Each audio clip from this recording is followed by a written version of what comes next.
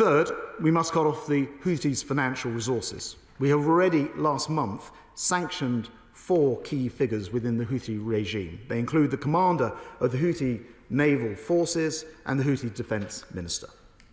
Fourthly, we continue to help the people of Yemen, delivering humanitarian aid and supporting a negotiated peace. The UK has committed £88 million in humanitarian support so far this year and feeding 100,000 Yemenis every month, with aid arriving through the very sea routes that the Houthis are actually, ironically, targeting. Mr. Speaker, let me be absolutely clear. We would much rather the Houthis simply stopped attacking international shipping, stopped damaging global trade, and stopped harming the prospects of their own people.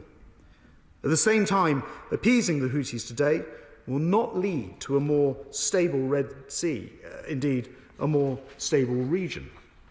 And we're not seeking confrontation, and we urge the Houthis and all those who enable them to stop these illegal and unacceptable attacks.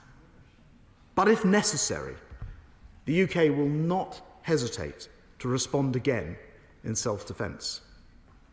Mr. Speaker, placating the sponsors of terror does not benefit our international order in the long run, or bring peace to the Middle East or elsewhere in Europe or indeed the world. The truth is, we cannot ignore the importance of these great waterways for shipping. And this is the reason why the world backs the United Nations Convention on the Law of the Sea. It's the reason why New Zealand has joined the UK, US, Australia, Canada, Bahrain, Denmark and the Netherlands in providing support to this weekend's airstrike. It's the reason why, as an island nation, we have always appreciated the freedom of navigation and that it is intrinsic to our way of life. If we do not deal with these threats, then every nation will be poorer. And I commend this statement to that.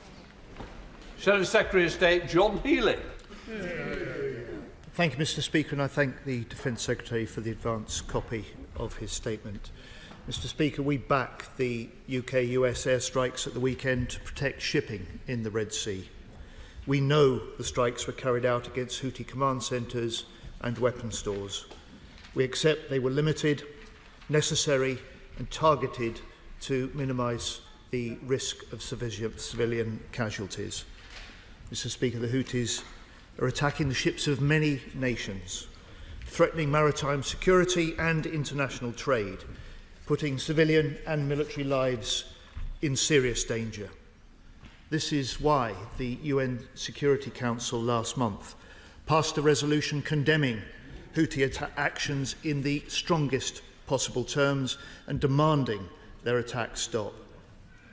We accept these strikes were justified, but I ask the Defence Secretary to confirm that they were also effective. Were the targets selected, the targets hit? Was the purpose to destroy the drone control centres at As-Salif and Al-Manura fully achieved? Ministers have said the aim of these strikes is first to deter Houthi attacks and second to degrade their capabilities. Well, the first aim has not yet succeeded as Houthi attacks continue, but is the fact that these Houthi attacks are now less sophisticated and more sporadic a sign that the second aim may be succeeding? Mr. Speaker, this is the third UK-US strike in the last 3 weeks. At what stage do 3 one-off strikes become a sustained campaign? And if this does develop into continuing military action, at what stage will the government give Parliament a say? Mr. Speaker, before I turn to UK forces' wider role in the Red Sea, may I make this point? It is the Prime Minister that should be making this statement to the House, just as he did after the 2 previous UK strikes on Houthi targets.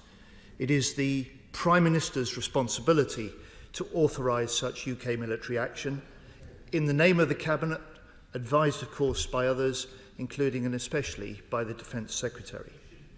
So I just say this: the government risks downgrading respect for the Convention, that having given the go-ahead for such action, It is the Prime Minister that then reports directly to this House.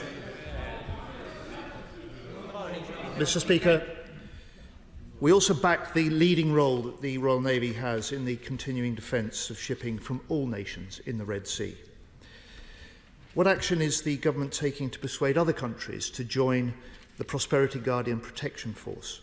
How long does the Defence Secretary expect Operation Prosperity Guardian to be needed? And how will the EU's new maritime mission to the Red Sea coordinate operations with Prosperity Guardian? 2 weeks ago, I asked the Defence Secretary if the UK carrier was ready to deploy to the Red Sea. Well, now we know the HMS Queen Elizabeth has serious problems. So does the UK still have an option of sending a UK carrier to the Red Sea if required? And if so, when? Mr. Speaker, military action on its own cannot solve the problems in this region. So what is the government's diplomatic action to pressure the Houthis to cease their attacks and settle the civil war in Yemen, and to pressure Iran to stop supplying weapons and intelligence to the Houthis? Finally, like the Defence Secretary, I totally reject the Houthi claims that firing missiles and drones at ships from around the world is somehow linked to the conflict in Gaza. They've been attacking oil tankers and seizing ships for at least 5 years, not just the 121 days since October the 7th. These attacks do absolutely nothing for the Palestinian people, and their agonies are now extreme. We want the Gaza fighting to stop with a humanitarian truce now that can build into a sustainable ceasefire, to stop the killing of innocent civilians, get all the remaining hostages out, get much more aid into Gaza. And the UK aid efforts must be accelerated. Have any more RAF flights taken off since the Defence Secretary was last in this chamber? And if not, why not? Finally, for long-term peace, there has to be a political process that can turn the rhetoric around two states living side by side in peace into reality. The House is united in this UK vision, and I give this commitment from our side that if elected to form the next government, Labour will lead this new push for peace. Secretary of State. Well, Mr. Speaker, first of all, can I start by welcoming the Honourable Gentleman's, Right Honourable Gentleman's support for this action. He asked a series of questions. I'm going to rattle through them. Were they effective? Yes, they hit the targets. Were all the targets hit? Yes, again. We are still carrying out the surveillance to find out exactly what the impact will have been, but I think we can be very confident that all of the relevant objectives were reached. We combine very closely with our US colleagues and sometimes interchange some of those targets with them. Overall, he will have noted that on this occasion we were involved in munitions on more targets than previously, so that we carried a slightly greater weight than previously. He talks about whether the action is successful and rightly points out that what we're seeing is rather more sporadic. The attacks on HMS Diamond and on merchant shipping have indeed continued, but in a much more ad hoc fashion, and it is perhaps the case or relevant that there hasn't been an attack which has used multiple different weapons at the same time, as I think we saw, for example, on the 11th of January. The degrading will have had some impact on that. I'll come back to his comments at the end about the Prime Minister, and I just want to sort of set the record straight for him on that.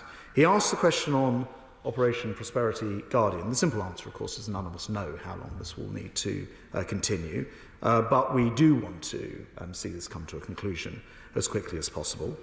We utterly reject any notion that this attack, these continued attacks by the Houthis, were in fact anything to do with the situation in Gaza. The Houthis are opportunist pirates who are using a situation to their benefit. A few years ago, they didn't even support Hamas. Suddenly, they want to be their greatest champions. They are over 2,000 kilometres away. They are simply using the situation to their advantage, and I think it is wise for the House not to overlink the two. He is nonetheless absolutely right about the need to see the humanitarian truce and then a sustainable ceasefire. Indeed, that is indeed the government's policy. And we're working extremely hard to try to achieve that, including in discussions that the Prime Minister, the Foreign Secretary, and indeed myself just yesterday I was having in the Middle East. He asked about RAF flights. The issue is not getting the aid to location. I've been working very closely with, for example, the Cypriot government on how we can increase the amount of aid. The single biggest problem remains getting the aid into the country. We had some success with getting Kiram Shalom open. What we really need to see is Ashdod open to route that aid to Kiram Shalom and straight into Gaza. And I will, and the government will, continue to push for that route. But the problem is not the flights taking off. The problem is the aid getting in itself. And then finally, I just want to turn his attention to the fact that it's myself standing here as Defence Secretary rather than the Prime Minister.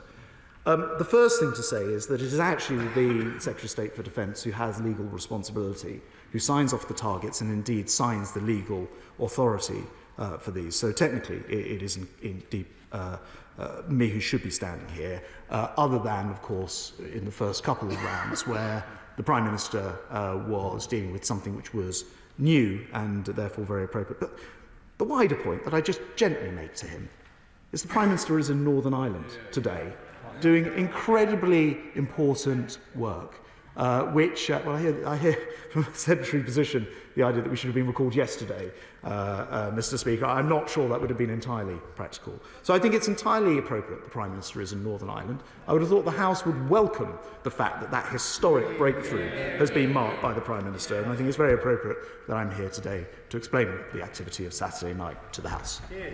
Sir Julian Lewis. Does the government accept that it is difficult to deter terrorist fanatics and that one mainly has to contain the effectiveness of what they do until ultimately they're destroyed, preferably by our regional allies? And does he feel that there is in fact a link to a separate conflict, and that is the conflict in Ukraine? Isn't it more than a coincidence that the proxies of Russia's ally in the Middle East have been so much more active, whilst Russia is so desperate that we turn our attention away from supporting Ukraine? Well, as ever, my right honourable friend has absolutely hit the nail on the head.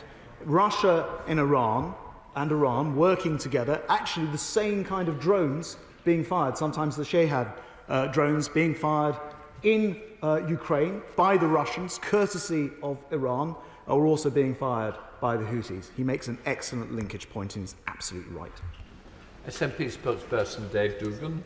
Thank you, Mr. Speaker. The people of Scotland and elsewhere on these islands deserve to know what the plan is with regard to this crisis in the Red Sea, not the timings or the detail of missions or the tactical ambition or resources behind these, but the broad strategy which is being pursued with lethal force in our name and in the absence of parliamentary approval.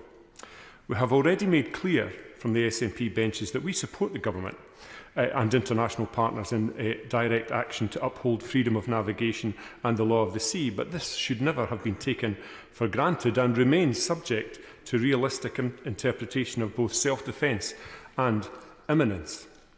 We see the toll that Russia's illegal invasion of Ukraine has taken on our constituents and businesses over energy costs, so we cannot allow this to be compounded further by interrupting global supply chains, and nor can we ever tolerate or stand idly by while seafarers are put at risk, whatever the supposed aims of the Houthis or their backers may be. Will be a sustained engagement. Mr. Speaker, will this be a sustained engagement? I don't know, and neither does the rest of Parliament.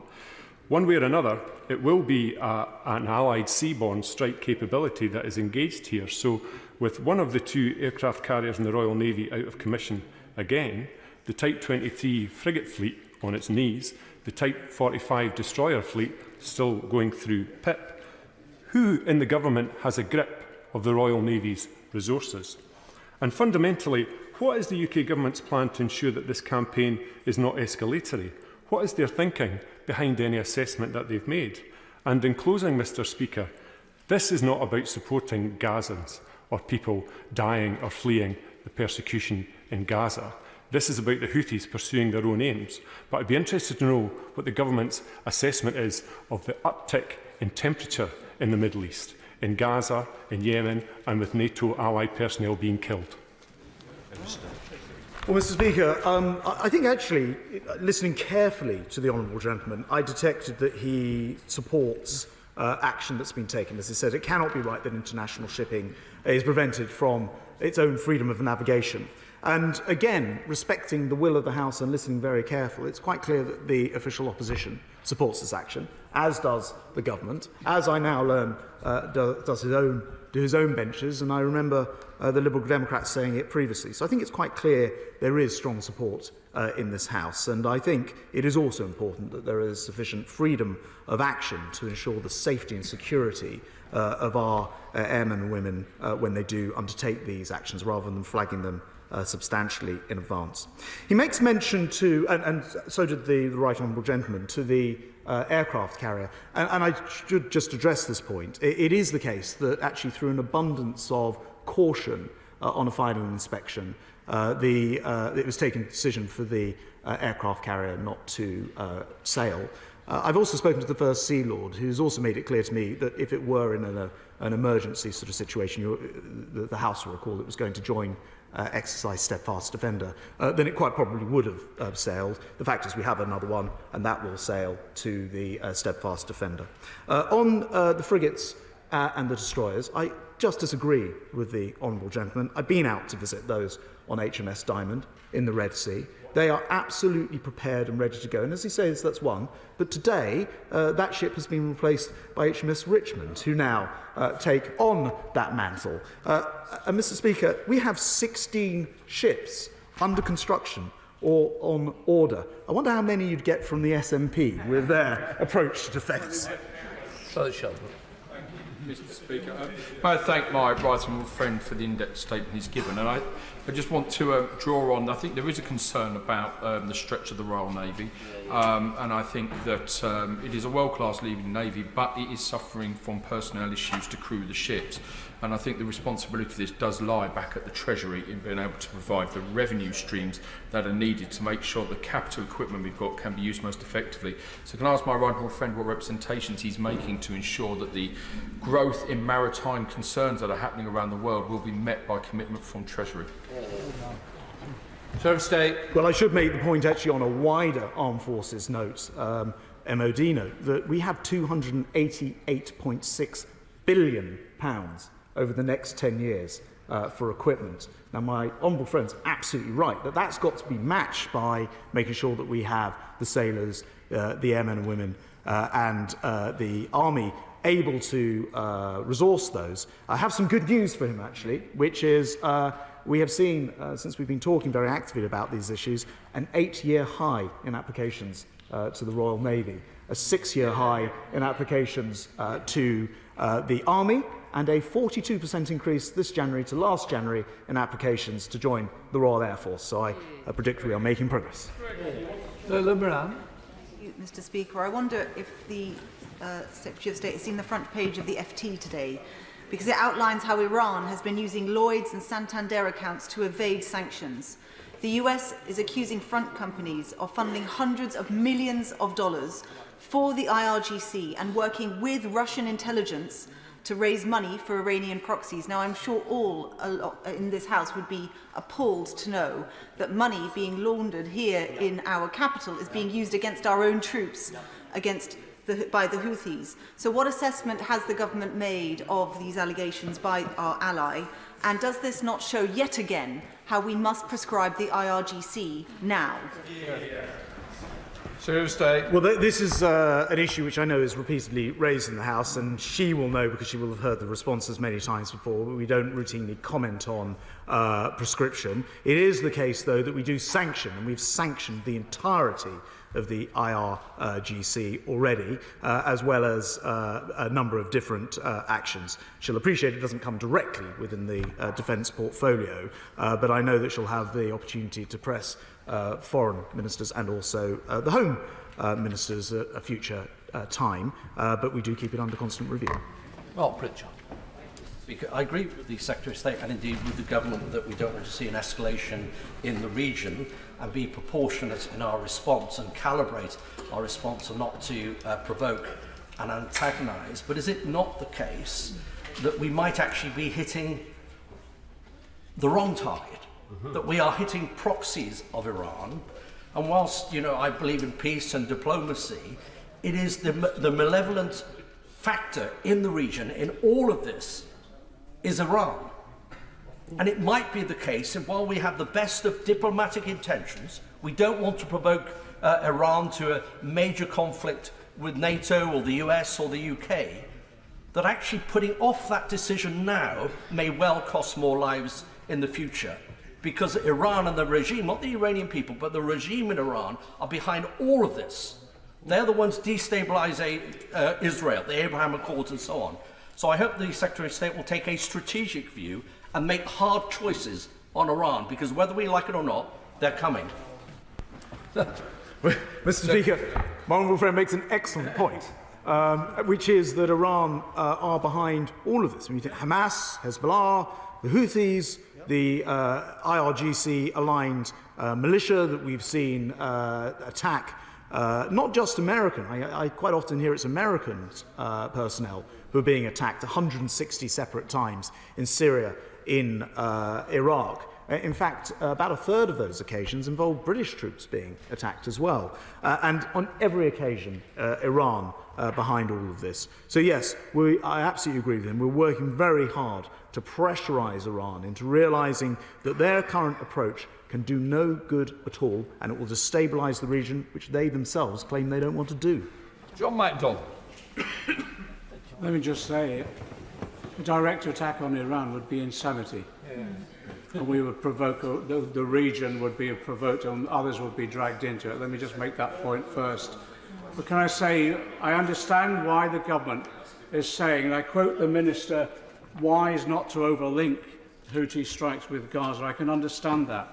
But the reality is that the Middle East region is on the edge of conflagration as a result of the war that's going on, the attacks on Gaza itself. And therefore the priority must be to secure peace in Gaza. We have a limited role on that, but we know that Netanyahu would secure peace if pressurised by the American government, because they're the only power, realistically, that can influence him and influence the Israeli strategy. So can I ask now, what further talks have been taking place now with the Biden government to ensure that they exercise the maximum pressure on Netanyahu to get to that peace negotiating table? Secretary of State. Well, Speaker, the right honourable gentleman will be aware, I hope, that we work very closely on this. I was in the States last week. I met with Blinken, with Lloyd Austin and others in order to discuss exactly the points that he raises about how we bring together a solution which not only provides ultimately the Palestinian state for the Palestinian people, but also security guarantees for Israel. I think it's also important to realise that we are working very closely in a number of different spheres, including on the Lebanese border, where we are working hard to try to prevent a further conflict there. You remember that 125,000 Israelis have had to move from that border because of the activity of Lebanese Hezbollah. We're working with the Lebanese government. I spoke to the Yemeni defence minister. I saw him yesterday, and we discussed how to prevent that conflict from becoming part of it as well. So the government is pulling every single possible diplomatic lever in what is clearly a very complex position. Selwood. Thank you, Mr. Speaker. The Defence Secretary is right. This mission must continue to stand up and defend international laws in the Red Sea. But this mission to remove the Houthi threat and keep the Red Sea safe could last months, and it's not sustainable to continue tasking typhoons from Cyprus for each mission, or indeed subsequent future threats. Would the Defence Secretary therefore agree there is a case for an urgent operational requirement to upgrade the Type 45 destroyers, given its vertical launch system's continued inability to strike targets at range inland. Secretary of State. Well, Mr. Speaker, I know my right honourable friend takes a huge amount of interest in this. He'll be interested to hear on Friday I was on HMS Somerset in Devonport, where they're indeed fitting a surface-to-surface system, which may or may not be appropriate in this particular type of conflict. But I just actually want to take issue with one thing. We're in a coalition here, working with the US and others. There is no, as we've demonstrated repeatedly, there's no issue with typhoons flying a long distance. And indeed, when America carried out their unrelated attacks for the Tower 22, they flew all the way from the United States. So flying a long distance is no sign that the capability is not there in itself. Ben Bradshaw. Thank you, Mr. Speaker. Would he please have another go at giving a better answer to the question from the member for Oxford West and Abingdon about the extremely serious report in today's Financial Times that two of Britain's main banks are indirectly helping fund the Houthis, with whom we are now in some sort of conflict? Well, he will have heard my answer a moment ago, and I know he wants me to go into fuller detail. I'm not able to do that at the dispatch box right now. We have noted both the question and that article of this morning, but we're also very intensely engaged in which is the best way to ensure that Iranian influence, whether it is through the UK or in the region, is limited, and I don't think I can go further at this moment. Theresa Mills. The Houthi rebels are violent extremist anti-Semites, and it's right that we take action to combat their aggression in the Red Sea. It seems their success in degrading their capabilities. Is the Secretary of State confident we'll get to the point where we can stop these attacks altogether? Secretary of State. Well, Mr. Speaker, I think the clock is running down for the Houthis, in as much as their ability is being degraded, as was pointed out. They don't have the eyes and ears from the radar stations, etc. They are more reliant still on Iran, and only the UK and the US have done interdictions of their weapons. So there is there's a limitation to this. Nonetheless, we still think that would, if they choose to, that would continue even at that lower level. But it's very important that they do cease and stop this, and we're putting pressure on, as I've described, for every possible means, including very extensive talks I had yesterday in Saudi Arabia with various different people, including not just the Saudis, but the Yemenis themselves. Thank you, Mr. Speaker. Can the Minister confirm what the long-term strategy is and how this relates to the ongoing precarious situation in Yemen itself? And is it the government's plan to commit to sustained military action? And if so, surely it's only right for Parliament to have its say in the appropriate way. Well, Mr. Speaker, this is the third time that we've come and made a statement, and I know the Honourable Lady has made other contributions to the debate. So we do feel that Parliament is being fully engaged in this process. We're not looking to make this as a sustained long-term military action. Indeed, I can guarantee the House that if the Houthis stop, we will have absolutely no requirement again to drop munitions on the Houthis. But it is a fact that they are the ones who are interrupting international maritime, and we cannot stand by and allow that to happen. James Sunderland.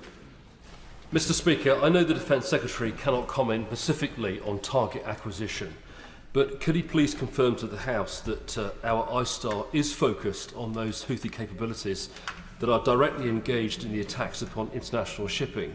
And is it reasonable to assume that further degradation of those capabilities will result in increased security in the Red Sea? Mr. Speaker, my honourable friend asked a very good question, which I think hasn't been asked before, and the answer is yes, we're looking very carefully, and the locations chosen on this occasion were indeed a combination of US and UK intelligence. Sammy Wilson.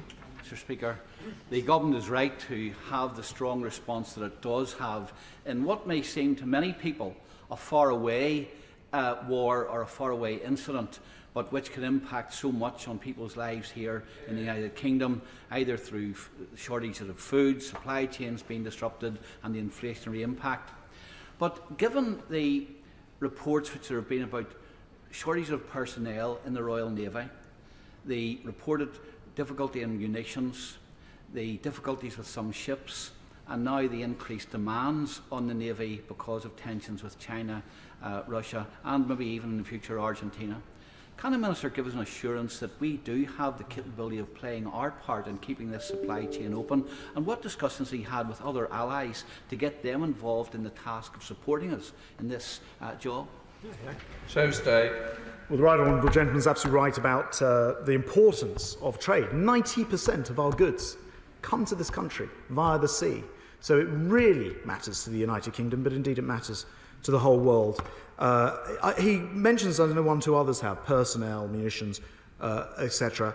I have not, in my time as Defence Secretary, been unable to deploy exactly where I've needed to at the request, for example, of NATO. When we deployed to Kosovo, they've returned home now. This conflict in the Middle East, where we've needed to carry out the actions that we're discussing. So on each occasion, those have been available. And I mentioned before a $288 billion 10-year programme on equipment, and also the success in more personnel being recruited. He's right, I do encourage other countries to match our comfortably above 2% and headed up to 2.5% of GDP defence budget, and the sooner they do that, the better.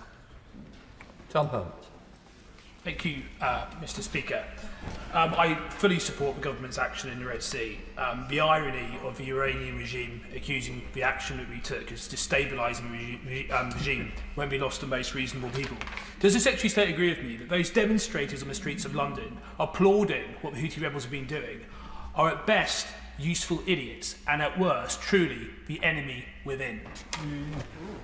So stay. Well, look, I'll use my own language on it. It is disgraceful to see people go out and support those who are indiscriminately firing at merchant ships. I mean, that is absolutely appalling. I won't repeat his language. I'll put it down to ignorance rather than anything else.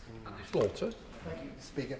The Secretary of State is rightly clear about breaches of international law by the Houthis in the Red Sea. Can he be equally clear about breaches of international law by all sides in Gaza? And does he think that it will help reduce hostilities across the Middle East if the government were able to build a broader international coalition in support of its diplomatic and military aims? Secretary of State. Well, the United Kingdom government always supports and wants to see international humanitarian law adhered to, and it's a point that we make repeatedly to every point and every side in this conflict. I think he's driving at Israel, and Israel included, to answer his question directly. Hamas, of course, could end could end this very quickly by releasing the hostages that they still have kidnapped and cease firing on Israel. And in terms of wider coalitions, I did describe how we've now got New Zealand on board with actually the military action, but I should mention there are 20 plus countries also involved in the Operation Prosperity Guardian, and the EU forming an addition to that as well, which we welcome. Andrew Percy. Thank you, Mr. Speaker. Further to my honourable friend's question, as well as open support for the Houthis this weekend on the streets of central London, some of those pro-Palestinian marchers also again called for an intifada, held deeply racist anti-Semitic signs, one of which included informing Israelis, by that we presume Jewish Israelis, that they were indigenous to nowhere other than hell. So I'm not sure that this is just ignorance. I think there is something more sinister at play with some of these protesters, and we should call it what it is. It's pure and simple Jew hate. So can the Secretary of State inform the House whether he has spoken to anybody else across government about more action to deal with some of this hate on our streets? So stay. Well, I do know that the Home Secretary continuously keeps this under review, and also meets with the police chiefs to make sure that they have the powers to combat what he rightly describes as absolutely disgusting behaviour, which has no place at all on our streets. The whole House, I'm sure, needs no reminding, but perhaps they do, the people who go out and campaign. Their slogan for the Houthis is death to America, death to Israel, death to the Jews, no matter where they are. There is no place for that on the streets of Britain. Jeremy Corbyn. Thank you, Mr. Speaker. This is an extraordinary situation where the Secretary of State comes here makes a matter-of-fact statement about the launching of missiles against a number of targets in a number of countries, gives no indication of what the long-term war aim is by the UK at the present time, says absolutely nothing about the crying, desperate need for a ceasefire to protect the people of Gaza from further death and further destruction. Does he not realise that the extension of the conflict by Britain and the United States to at least 4 other countries risks a huge conflagration across the whole region? I would have been much happier if he'd come here and said Britain was determined to try to deal with the injustices in the region and try to bring about a peace process rather than further militarisation of all the seaways around all of those countries. Surely peace is something to aim for rather than a continuation of yet more wars. Well, Mr. Speaker, never have I disagreed so much with the honourable gentleman, and that is saying something from the man who wants to scrap Trident, from the man who wants to pull us out of NATO. The debate, the statement is on the Red Sea, and I'm surprised that he's not more appreciative of the geography of this. The Red Sea is a very long way in the case of where these attacks are taking place from Gaza.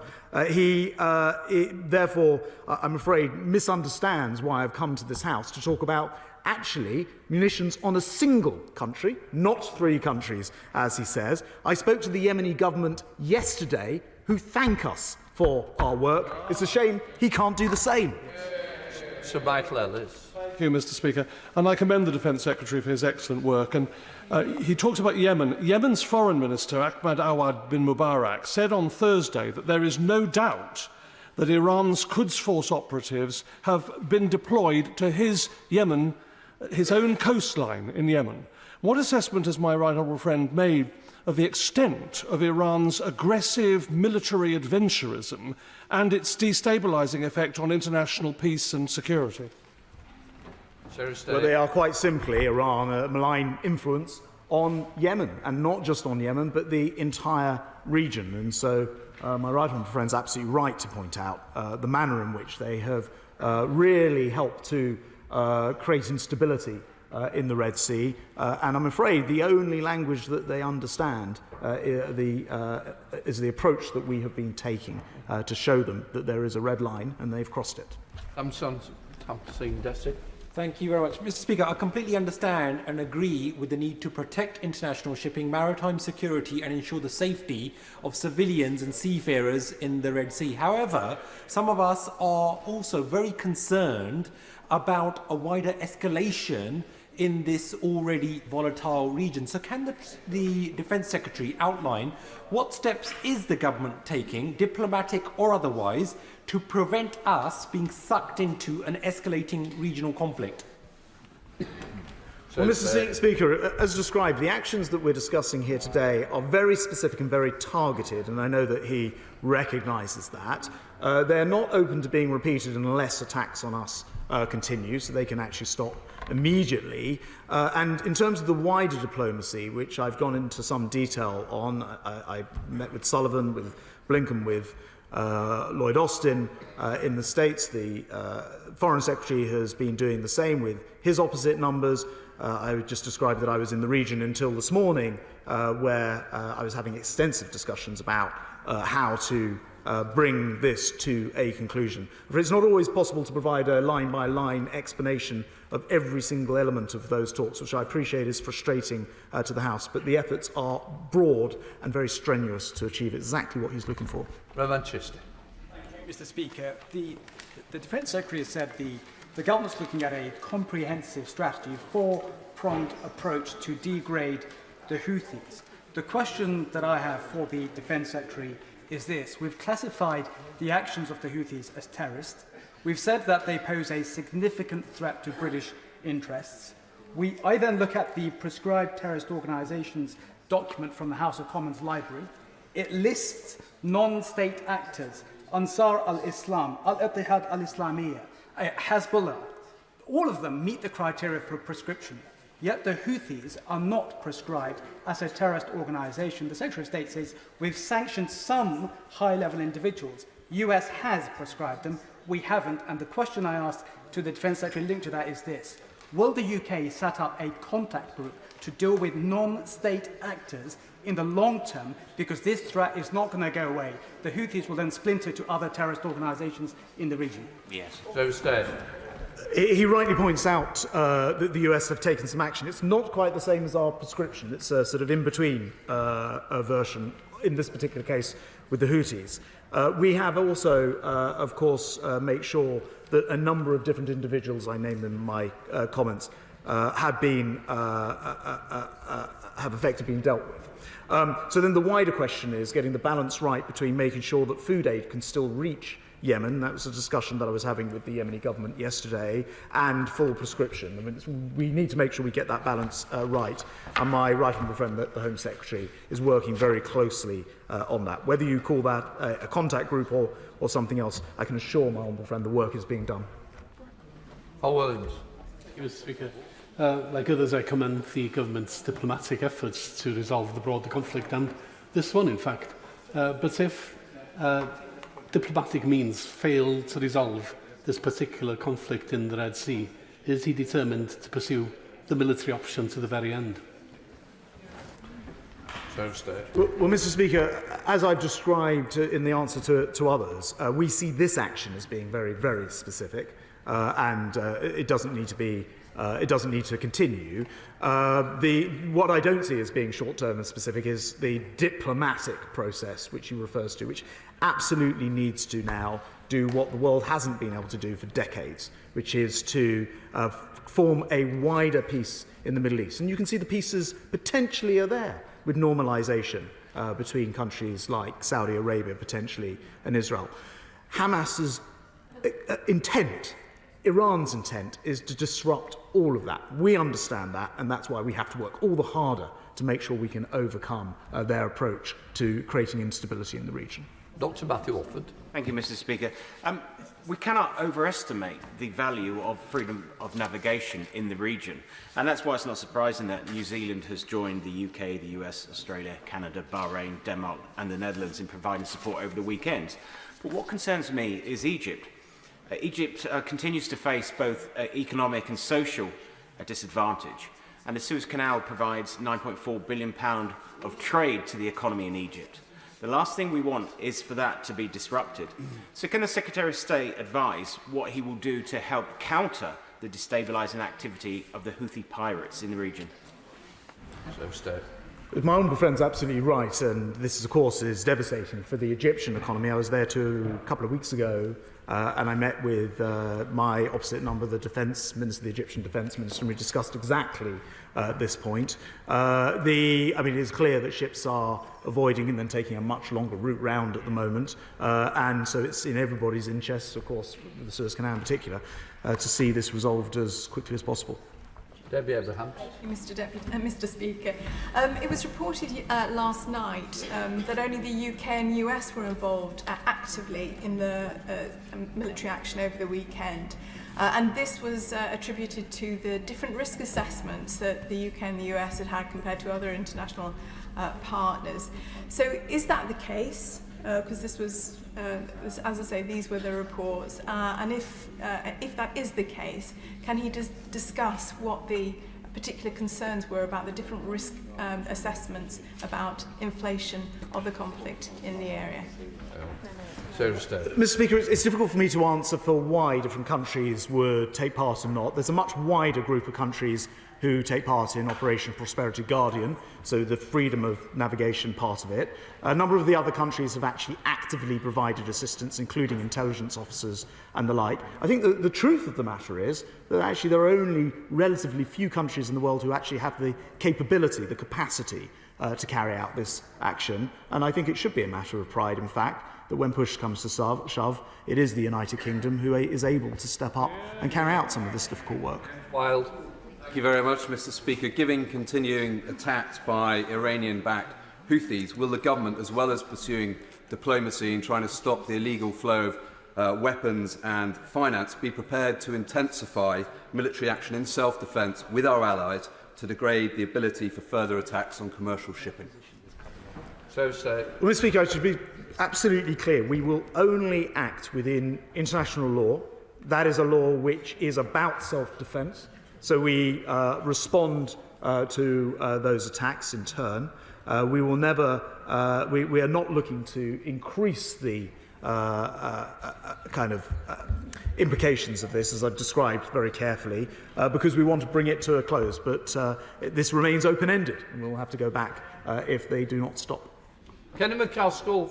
Thank you, Mr. Speaker. It's not simply the Houthis who say that this issue is inextricably linked to Gaza, but the Embassy of Yemen has made it clear in paragraph 4 of its letters to all MPs.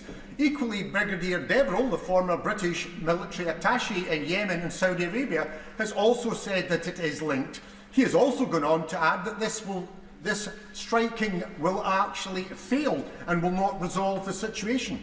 So rather than lurching towards World War III, rather than an escalation of the conflict, widening it beyond countries and their limited territory, is it not time to ensure that Israel is called to heel, that their genocide ceases and that we get an immediate ceasefire? So I think the honourable gentleman will detect the House hasn't followed the logic of his argument. There is a difference between this being absolutely inextricably not linked to Gaza, apart from when members opposite might try to do so, and the Houthis claiming that it's somehow linked as a badge of convenience, as a way of trying to muscle in on that action. And I'm very, very sorry that the honourable gentleman chooses to repeat their propaganda. Reg Smith. Thank you, Mr. Speaker. In addition to the IRGC deployment on the coastline of Yemen that my right honourable friend for Northampton North referenced, Tehran has also deployed its Alborz warship to the Red Sea, and we know that 2 US Navy SEALs have died after attempting to seize Iranian weapons bound for the Houthis.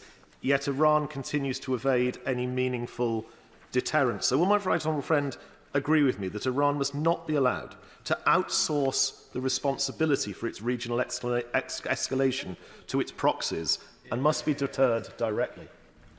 So stay. My honourable friend makes an excellent point about the link between the Iranian, for example, ships that loiter in the region, the items which are shipped to the Houthis, which we know come from Iran because of the interdictions that we've made previously. It's probably wise if I don't go into too much detail, but to say that we are aware of it is absolutely correct, and the whole world needs to carry on piling the pressure on Iran to cease and desist this behaviour. Rachel Maskell. Thank you, Mr. Speaker. The Defence Secretary was right to highlight the risk to humanitarian aid in the region, and not least with the catastrophic situation in Gaza. Could he set out for the House what steps he has deployed through air capability as well as sea capability over the last 4 months in order to establish routes of aid by sea or by air into Gaza? So stay. Well, Mr. Speaker, first of all, I would actually link the action that we've been taking to degrade the Houthis' ability to prevent that aid from reaching them. Because, as I said in my opening comments, they get almost all of their food via the Red Sea. So I would class all of the action we've taken now in 3 rounds of strikes to be very much part of getting that food into the country. As I mentioned in my comments, we provide significant amounts of aid. We feed about 100,000 Yemenis a month off the back of it, and it is the Houthis who are trying to prevent that from happening. Justin Mathers. Thank you, Mr. Speaker. We support the right for shipping to pass freely. It seems from talking to businesses that actually they're already feeling the effects of this in their supply chains. But if one of the purposes of the strikes is to act as a deterrent to the Houthis, it seems that they haven't got the message yet, and it's not clear if they actually ever will. So I am concerned that there is a risk we are going to escalate in the region. And I know the Secretary of State's already set out a number of activities he's undertaken on a non-military basis to try and reduce tensions. But is there anything else that he's able to do that he hasn't done already that will help end this conflict? I think, although it's true to say that clearly the Houthi attacks haven't ended, as the right honourable gentleman, the Shadow Defence Secretary said, there does appear to have been a difference in the cadence of this, perhaps, and the mass attacks we saw, for example, on the 11th of January haven't been repeated. That will be in part because the ability has been degraded. But we're always looking at other means, including routes via the UN and the wider picture of things like the peace treaty between Saudi and Yemen. All of these things are fitting into the way that we are applying pressure to try to bring the situation to a close. Jim Shannon. Thank you, Mr. Speaker. Can I thank the Secretary of State very much for his statement, a very strong, robust determination to stop the attacks on international shipping. Well done, Secretary of State, and we in this House, certainly most of us, support the line of action that you're taking. Does the Secretary of State not agree that the fact that pro-Hamas Houthi sites are celebrating the effect that the strikes in the Red Sea are having on food chains and supply chains is a signal of the fact that the words spoken and actions taken by this country, our government and our allies is not yet having the desired effect? And what steps will the Secretary of State and her allies and our allies determined to take to not simply secure trade route difficulties from escalating already eye-watering prices, but to send a clear message that the United Kingdom are not afraid to use our strength, not afraid to use our intelligence to respond adequately, and indeed, if so, even more strongly? Secretary of State. Mr. Deputy Speaker, I think the honourable gentleman makes a very worthwhile point. It is clear that the Houthis are perhaps no longer able to act as they once were, but they're not fully degraded. There must surely come a time where they understand that this is no longer in their interests, because we are working actively to make sure that we intercept new supplies as far as possible, and they will continue to be degraded if they continue to act as they have done on commercial shipping and, of course, on the Royal Navy. So there is eventually a conclusion to that. What I don't want to do is mislead the House by saying this is over, because I just cannot guarantee that for one moment, and I'll be clear again from this dispatch box. We will always have to keep the option open if it isn't over. Order. That concludes the statement on the Red Sea route. Can I thank the Secretary of State and the opposition front bench? Could members leaving the chamber please do so quickly and quietly?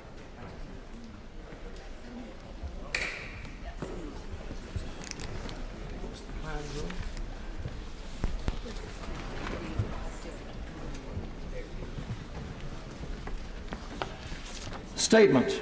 Minister for Disabled People, Member Davis.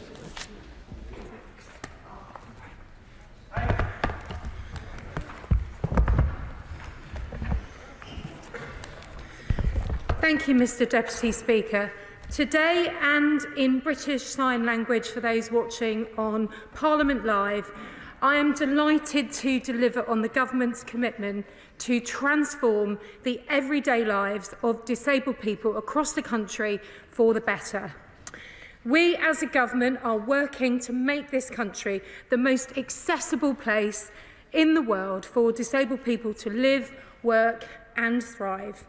Today, I'm proud to announce another important milestone, the publication of the Disability Action Plan, which will actively make a difference to disabled people's daily lives. In December 2022, my predecessor, the Honourable Member for Corby, announced the intention to develop a new Disability Action Plan to set out the practical, immediate actions ministers across government will take to improve disabled people's daily lives. Following this, a huge amount of work has gone into this from my department and the Disability Unit, and I thank everyone involved. I have spent time, Mr. Deputy Speaker, since coming into this role, listening, engaging and continuing to ensure the voices of disabled people are properly heard, as it is an important priority for this government.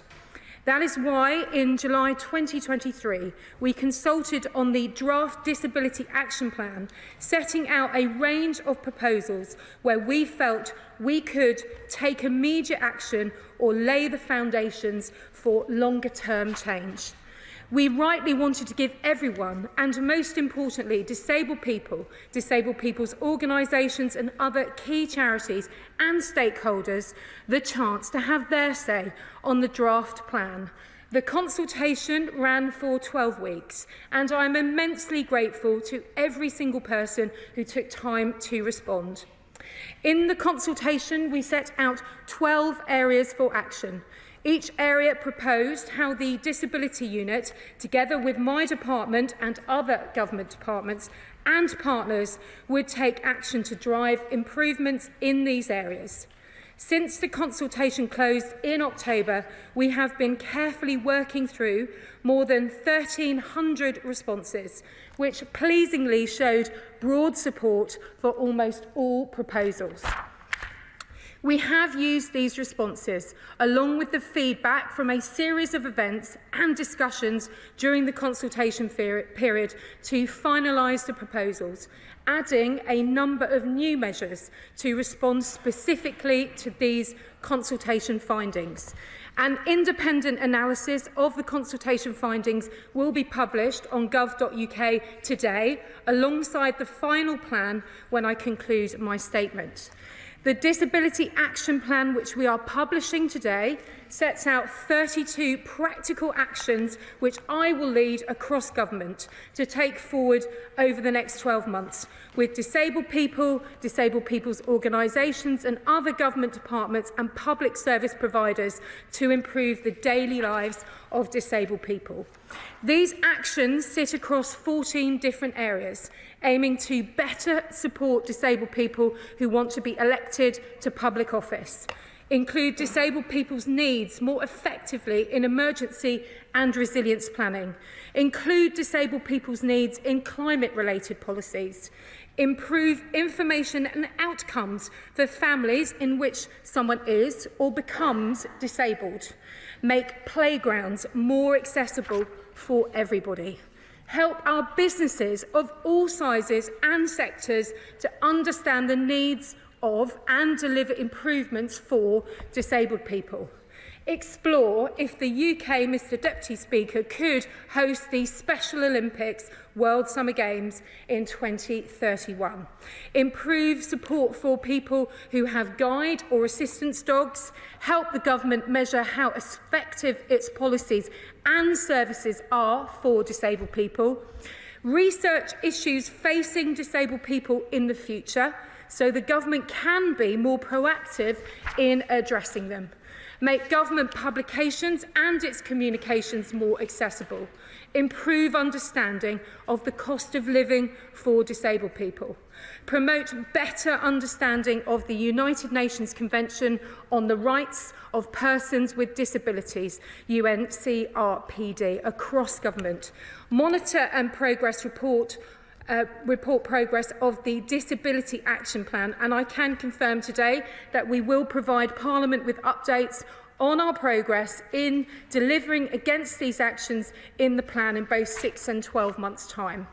The Disability Action Plan will be taken forward in parallel with the National Disability Strategy, published in 2021. This wider strategy sets out the long-term vision to transform disabled people's lives for the better.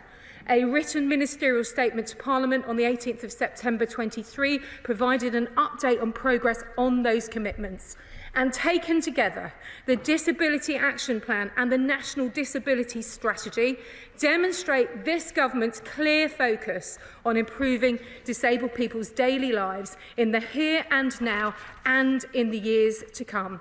As well as the Disability Action Plan and the National Disability Strategy, the government is already delivering significant work in areas that disabled people have told us are a priority, including reforms to employment and welfare through Transforming Support, Health and Disability White Paper, the Back to Work Plan, and improving health and social care through the People at the Heart of Care White Paper.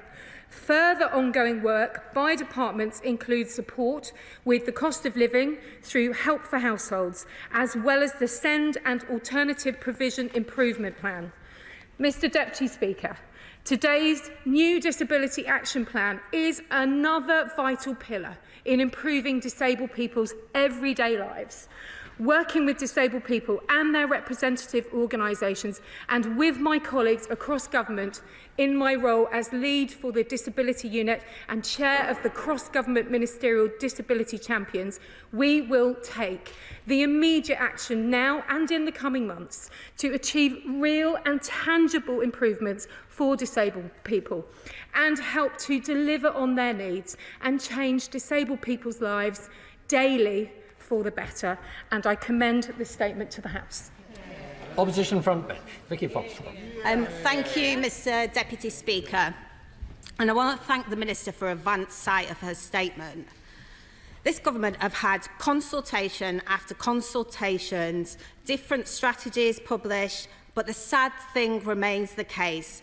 We have nothing that actually delivers a better life for disabled people.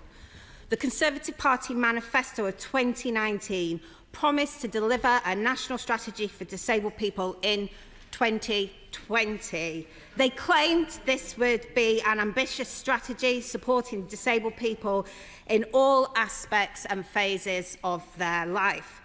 So what have we actually seen?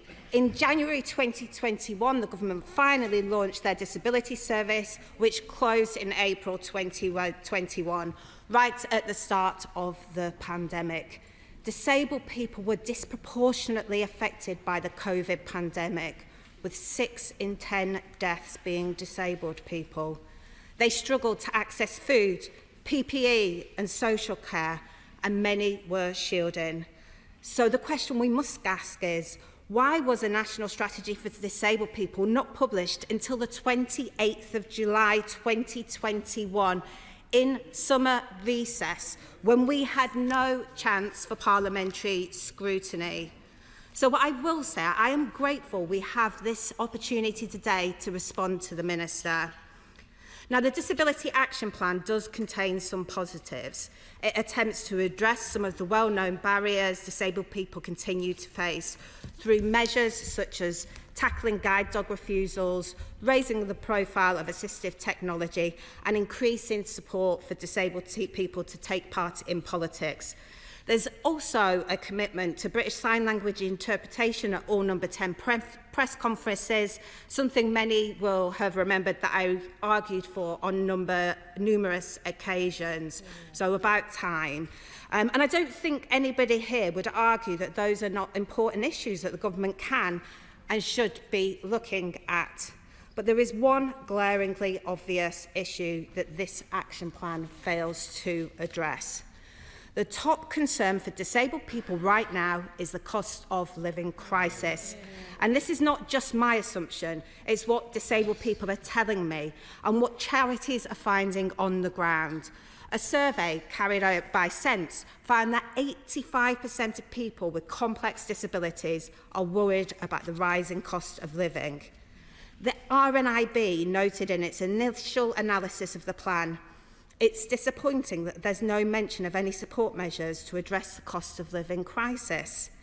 Disability equality charity Scope has calculated that on average, disabled households face extra costs of £975 per month to have the same standard of living as non-disabled households. Energy bills, for example, remain high, which makes day-to-day living very expensive when you rely on specialist medical equipment or need to heat your home more than the average household. Now, yes, the government has also made the 2 disability cost of living payments of £150, but many disabled people have told me that these barely touch the sides, not to mention the fact that at the same time, many lost their home discounts. And this is exasperated by the fact that our current social security system puts disabled people through multiple upsetting and dehumanising assessments. Far too often they are denied their legal entitlement unless they have the strength and support to go through the appeals process. Now, the government's white paper published last year caused a huge amount of concern by proposing to scrap the work capability assessment, leaving disabled people reliant on the flawed personal independent payment assessment. The Disability Action Plan does nothing to improve the assessment process. And without addressing these fundamental problems, the actions outlined in the plan feel like little more than tinkering around the edges. They need proper action that deals with all of the societal barriers that makes their life challenging. And can I say, they could have started today by reinstating the role of Minister for Disabled People to Minister of State.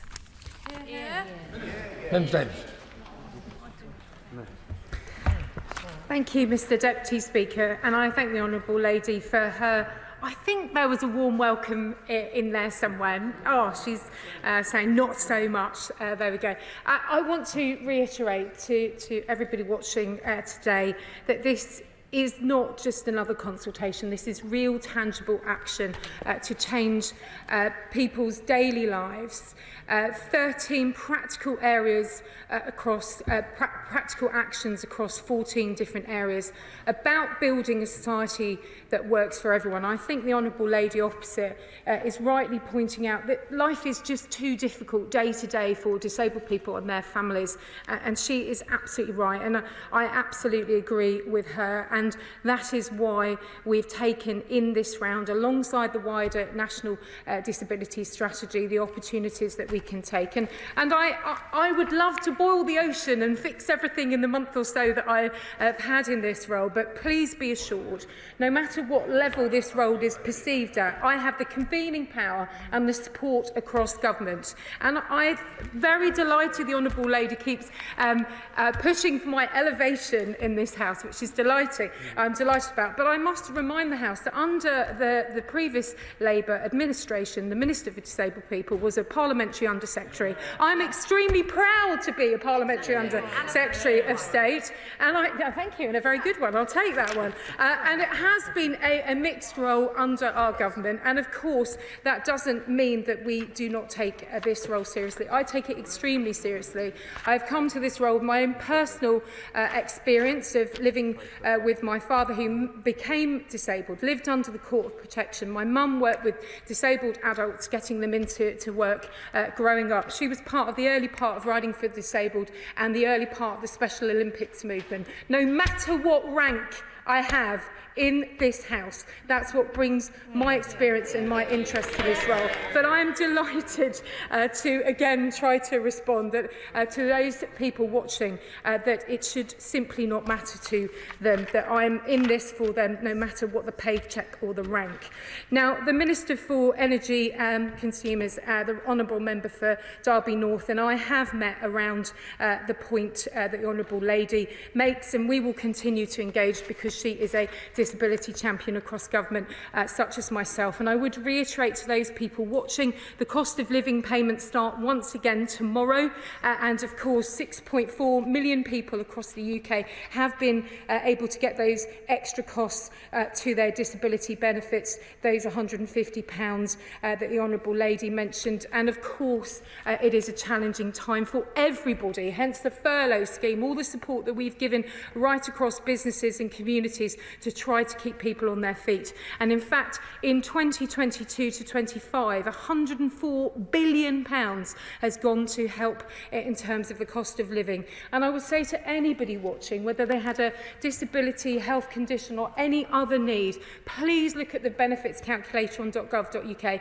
Look at the household support fund that runs for a full year till March. It's a whole 6 months longer than the previous one, although there is a huge amount of interest in it.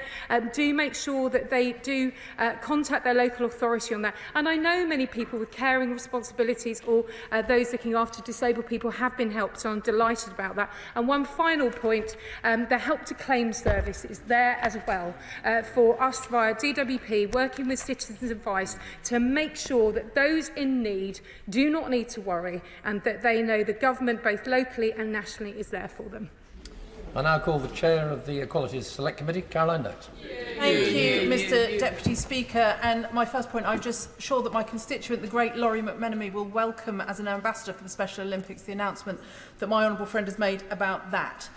But specifically, she has announced 32 practical actions across 14 separate areas. That gives an idea of the scale of the challenge of coordination and accountability. We know that there are disability champions across every government department, and we know, of course, about the disability unit within the Cabinet Office. But my specific question to her is, how is she going to make sure that the challenge of coordination is successfully completed? That when my constituents look at those 32 practical actions, that each of us in this House will know who to turn to and who to hold accountable if those measures are not delivered. I thank my right honourable friend for the point around the Special Olympics, and when I was Sports Minister had the honour of meeting her constituent, and I know and share the passion that he has for such an important movement, which is potentially life-changing, and that's why I'm delighted that it's in this plan. Now, the actions on the evidence and the data that she asked about around the Disability Action Plan is there to improve the quality of existing government health data and to increase the insight into the needs and the barriers that affect disabled people's daily lives. And ultimately, we will be evaluating the impact and policies of these services, and we'll be using the existing data to monitor and assess the outcomes of the plan when they're available, and we will again start work towards developing more comprehensive evaluation. And I know in her role as the chair of the Select Committee, she will keep me absolutely measured on that myself in terms of my role, but I can assure her and the House today and all those watching that this is absolutely about learning and delivering on that change. SNP Frontbench spokesman Marion Fellows. Thank you, Mr Deputy Speaker, and I thank the Minister for prior sight of her statement. This Disability Action Plan isn't a plan, it's a mishmash of short-term policies. Yep. Some of the proposals are welcomed and should have been sorted out long ago. Others are unclear and simply don't address the most pressing concerns of disabled people. Yep. In my submission to the DAP consultation, I listed key areas that had been overlooked. Cost of living and welfare support, still missing. Even though these areas were consistently raised by disability organisations and individuals. The Minister says the Government will improve understanding of the cost of living for disabled people. What better understanding do they need? For the last 2 years, disabled people have been crying out for more targeted financial support to assist with their additional cost of living needs. The Minister said in her statement they will also promise better understanding of the United Nations Convention on the Rights of Persons with Disabilities across government. What does that actually mean? In 2016, the UK Government was found to have systematically failed disabled people. It's still happening. The work capability assessment reforms will subject more disabled people to the cruel, punitive and ineffective sanctions regime. Why? If the Government are serious about improving the lives of those with disabilities, then they should start by scrapping the proposals ahead of the March the 6th budget. How much of this plan will actually be enacted before there's a general election? In contrast, the Scottish Government is acting within budgetary constraints to improve the lives of disabled people. Adult disability payment, child disability payment, the Independent Living Fund, with an initial investment of up to £9 million, will enable people with disabilities to improve their lives. Finally, the downgrading of the role of Minister for Disabilities, no offence, is indicative of this Government's disregard for people with disabilities. I thank the Honourable Lady for her response. I'm glad the advance sight at least was something to welcome. I would very much like to reiterate to those watching that this is one pillar, and it is one pillar of the work that we are doing to help disabled people to succeed, to make this the most accessible place to live, work and thrive. And that this plan is the work that we can do with all other government departments to take action.